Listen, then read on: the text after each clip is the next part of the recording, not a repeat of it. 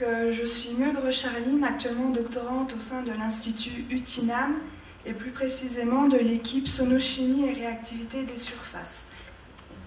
Dans le cadre de ma thèse, je me suis orientée vers une nouvelle alternative au revêtement de nickel, qui appartient au domaine des traitements de surface. Tout d'abord, que sont les traitements de surface? Vous en côtoyez tous les jours, au niveau de la carrosserie, dans l'automobile, au niveau de l'électronique, de la bijouterie de luxe, donc tout ce qui est montres, bijoux, boucles de ceinture, entre autres. Concrètement, ce sont des opérations mécaniques, physiques, chimiques ou électrochimiques qui permettent d'apporter ou d'améliorer des propriétés physico-chimiques spécifiques à une pièce à traiter. Dans notre cas, c'est une technique d'électrodéposition qui est utilisée.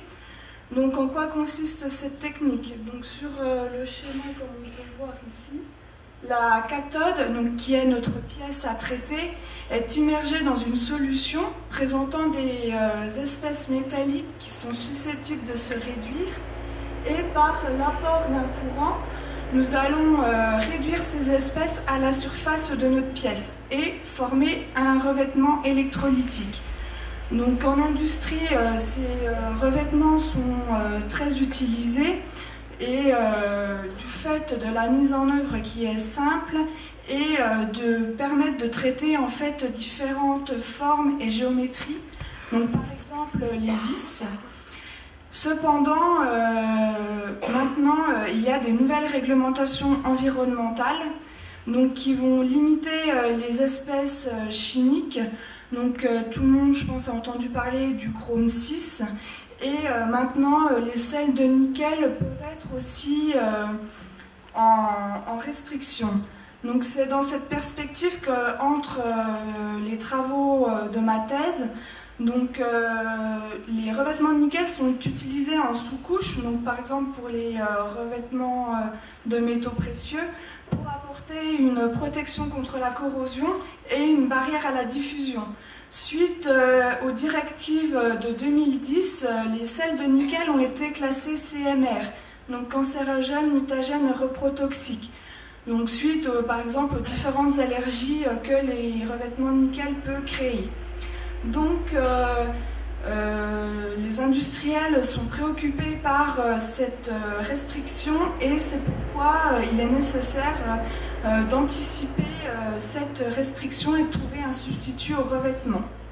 Dans le cadre de ma thèse, on s'est orienté vers des alliages de cuivre étain, de deux métaux métalliques, qui peut être un beau compromis pour les industriels.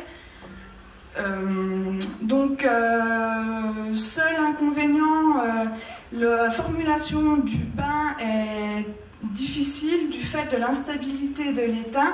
En fait, il est nécessaire d'ajouter des additifs dans ce bain pour améliorer la stabilité. Ici, on va utiliser la gélatine.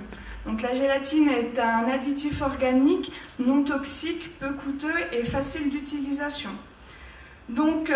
Par des résultats électrochimiques, ici nous avons en fait une courbe représentant les potentiels de réduction de nos métaux en fonction de la densité de courant. En fait, on peut voir ici que sans gélatine, nous avons l'apparition de deux pics. Deux pics de réduction qui correspondent à notre pic de réduction du cuivre et le pic de réduction de l'étain pour former notre alliage. Par contre, il faut savoir que pour former cet alliage, il faut avoir une différence de potentiel inférieure à 0,2 volts. Dans notre cas, sans gélatine, on se retrouve à une différence de potentiel de 0,28 volts. On va avoir du mal à former notre alliage. C'est pour ça qu'on ajoute aussi des additifs organiques et ici la gélatine. En ajoutant la gélatine, nous avons une différence de potentiel qui est diminuée et on arrive à former l'alliage. Le choix des additifs est aussi important. Je vais vous montrer plus concrètement, en fait, sans gélatine. Vous voyez ici, vous voyez des longs filaments et ceci correspond aux Vickers d'étain, en fait. Je pense que vous en avez entendu parler. Ces Vickers éteints entraînent des courts-circuits en électronique, par exemple. Donc quand on ajoute de la gélatine, on voit que notre dépôt est modifié, et ici, on a un dépôt uniforme. On voit aussi que la composition est modifiée en ajoutant notre additif.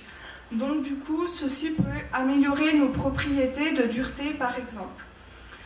Donc pour conclure, le but dans cette thèse a été de formuler un bain. Donc un bain en prenant en compte l'instabilité de l'étain et réussir à faire un dépôt et d'ajouter des additifs.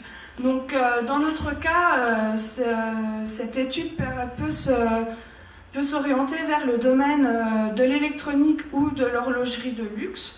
Donc il nous reste encore à optimiser ce bain et à ajouter d'autres additifs pour avoir encore des propriétés similaires au revêtement de nickel, et ensuite pourquoi pas des essais industriels pour voir d'un point de vue industriel ce que ces revêtements peuvent donner. Donc je tiens à remercier le comité d'organisation du congrès, les partenaires du congrès et vous tous pour votre attention.